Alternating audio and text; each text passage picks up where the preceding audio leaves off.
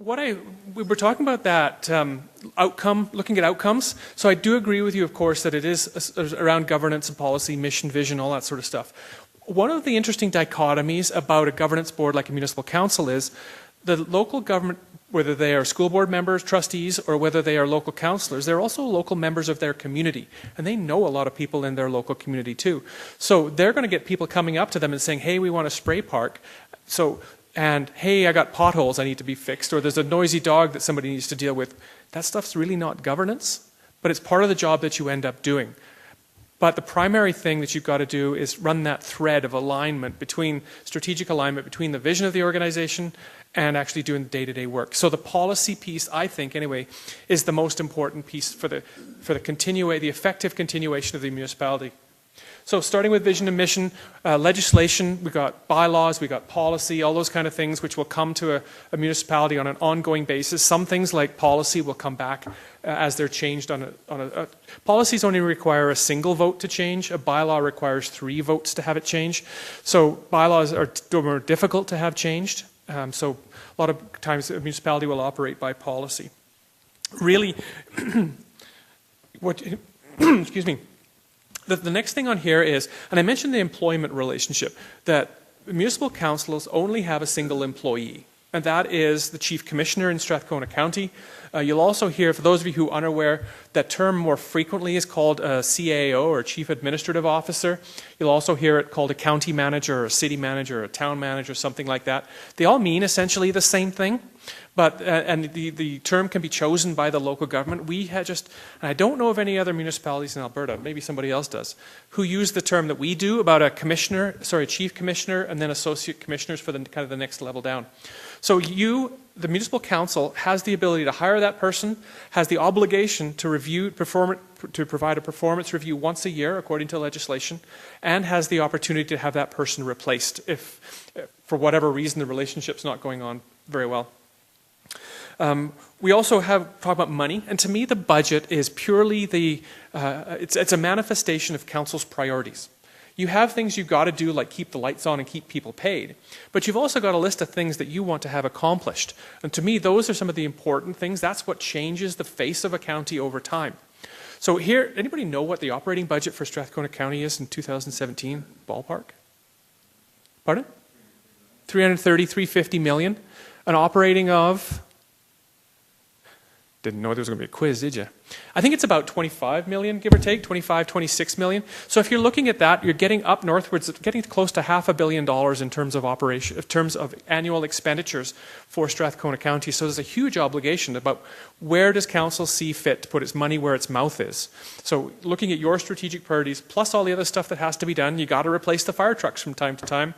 You got to do the sexy things like digging up the streets and replacing the sewer lines every X number of years too. So those kind of things have to be done. But people choose to move to Strathcona County for a reason, and people choose to stay in Strathcona County for a reason. It's the elected official's job to make that reason as compelling as they possibly can. So anyway, that's the role of council. Now I start to get on my soapbox. Where are we? We look at the role of council here too. And through the CAO, the Chief Commissioner, the council provides direction through to the rest of the staff. Council can't direct staff other than the Chief Commissioner, but I had a deputy minister tell me once, what interests the minister fascinates the hell out of me, and that works downhill. So what interests the Chief Commissioner, what interests council fascinates the hell out of the Chief Commissioner. What interests the Chief Commissioner fascinates the hell out of the rest of the staff too, I'm pretty sure. So that cascade here happens as well. So council's job is to set policy, to evaluate that policy, and make sure that it is meeting the needs that we have. For example, here we have a policy on citizen engagement or stakeholder engagement. Sorry, I can't remember the name of it. But what it says is Council wants to hear from the people who live here. And there's a continuum of that says everything from one end of it, we're just going to tell them what's going on, to the other end actually empowering people to make decisions. And council gets to make a bit of a choice about where it thinks is most appropriate to hear from people.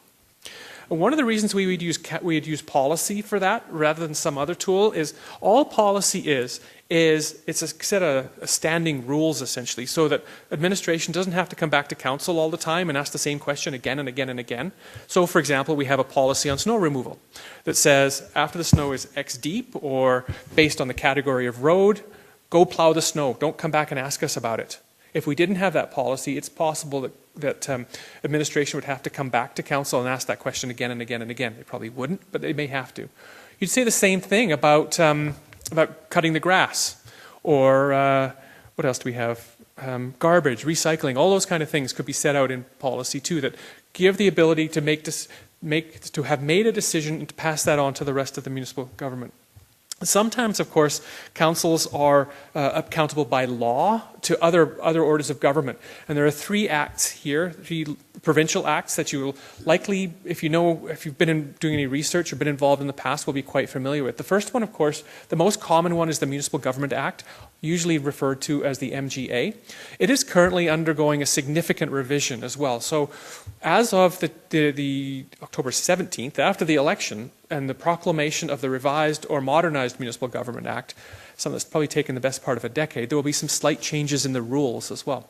So, for example, the purposes of local government will likely change to add a 4th purpose on be nice to your neighbors, which isn't there at the moment. And there will be some other technical changes in things like assessment and intermunicipal cooperation, and those kind of things will be coming too. So municipal governments, and by de facto those people who represent municipal governments, will need to be abiding by the legislation. Interestingly, MGA is the 2nd largest piece of legislation in Alberta after the Insurance Act. So it's a honkin' great document. The second one that I frequently run into, and you're probably running into right now, is what's called LAEA, or Local Authorities Elections Act. And it sets the rules for the process that we're embarking on right now, about elections and by-elections in this province. So, of course, that's quite important to local government. The third one that's up here is FOIP, Freedom of Information and Protection of Privacy Act. And that has a lot to do with what a lot of people refer to as transparency in local government. Do people believe that information should be fundamentally public unless it isn't? Or do people believe information should be fundamentally private unless it's disclosed to the public? And there's a series of exceptions to disclosure which show up in the Freedom of Information, or FOIP Act, that relate a lot to what councils can discuss in public and what council has to discuss in private. And you'll hear private in legislation it's called closed meetings. More commonly people call it in-camera meetings.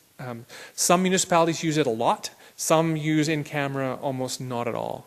The most rigorous ones I really like are when someone uses a closed meeting or an in-camera meeting, is when they actually describe what it's about without giving away too many details.